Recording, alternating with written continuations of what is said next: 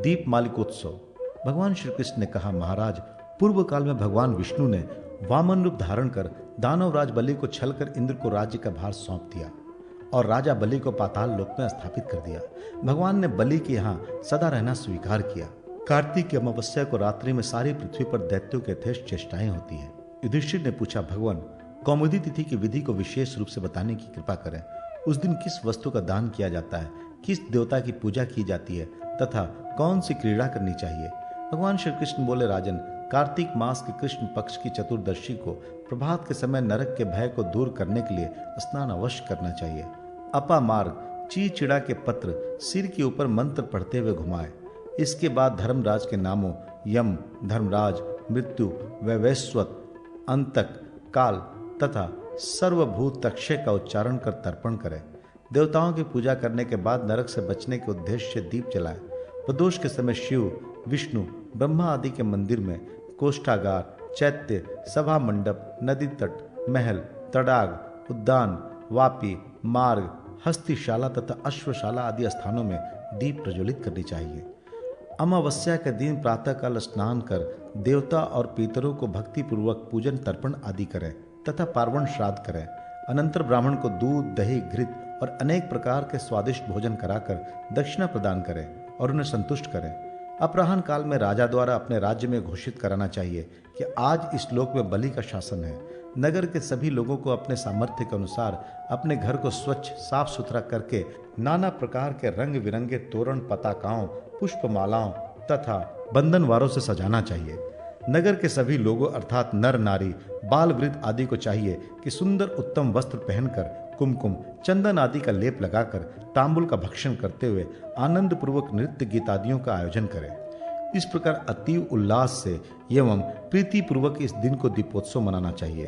प्रदोष के समय दीप माला प्रज्वलित कर अनेक प्रकार के दीप वृक्ष खड़े करने चाहिए।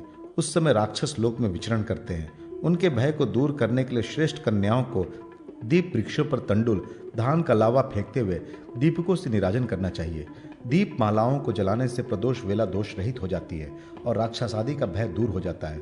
इस प्रकार अति शोभा संपन्न नगर की शोभा देखने के उद्देश्य से राजा को अपने मित्र, मंत्री आदि के साथ अर्धरात्रि के समय धीरे धीरे पैदल ही चलना चाहिए। राज कर्मचारी भी हाथ में प्रज्वलित दीपक लिए रहे। पूरे नगर की रमणीयता देखकर राजा को यह मानना चाहिए कि राजा बलि मेरे ऊपर आज प्रसन्न हो गए होंगे। फिर राजा अपने महल में वापस आ जाए। आधी रात बीत जाने पर जब सब लोग निद्रा में हो, उस समय घर की स्त्रियों को चाहिए कि वे सूप बजाते हुए घर भर में घूमती हुई आंगन तक आएं और इस प्रकार वे दरिद्रा अलक्ष्मी का अपने घर से निस्सारण कर दे। प्रातःकाल होते ही राजा को चाहिए कि वस्त्र, आभूषण आदि देकर ब्राह्मणों, सत्पुरुषों को संतुष्ट करें और भोजन, तांबुल देकर मधुर वचनों से पंडितों का सत्कार करें तथा सामंत, सिपाही और सेवक आदि को आभूषण, धन देकर संतुष्ट करें तथा अनेक प्रकार के मल्ल क्रीड़ा आदि का आयोजन करें।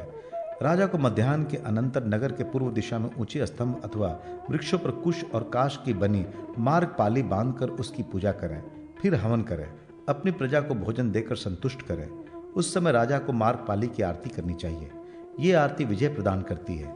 उसके बाद गाय, बैल, हाथी, घोड़ा, राजा, राजपुत्र, ब्राह्मण, शूद्र आदि सभी लोगों को उस मार्गपाली के नीचे से निकलना चाहिए।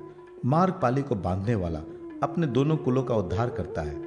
इसका लंघन करने वाले वर्ष भर सुखी और निरोग रहते हैं। फिर भूमि पर 5 रंगों से मंडल लिखकर उसके मध्य में प्रसन्नमुख, द्विभुज, कुंडल धारण करने वाले कुष्मांड, बाण तथा मूर आदि दानवों के साथ सर्वाभरण भूषित रानी विंध्यावली सहित राजा बलि की मूर्ति की स्थापना करें और कमल, कुमुद, कहलार, रक्त कमल आदि पुष्पों तथा गंध, दीप, नैवेद्य, अक्षत और दीपकों तथा अनेक उपहारों से राजा बलि की पूजा कर प्रार्थना करें। इस प्रकार पूजन कर रात्रि को जागरण पूर्वक महोत्सव करना चाहिए।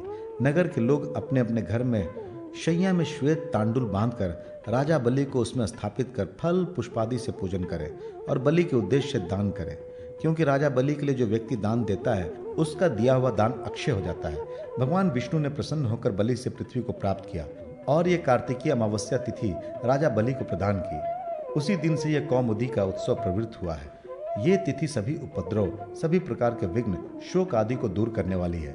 धन, पुष्टि, सुख आदि प्रदान करती है। कु ये पृथ्वी का वाचक शब्द है और मुदी का अर्थ होता है प्रसन्नता। इसलिए पृथ्वी पर सबको हर्ष देने के कारण इसका नाम कौमुदी पड़ा। जो राजा वर्ष भर में एक दिन राजा बलि का उत्सव करता है, उसके राज्य में रोग, शत्रु, महामारी और दुर्भिक्ष का भय नहीं होता।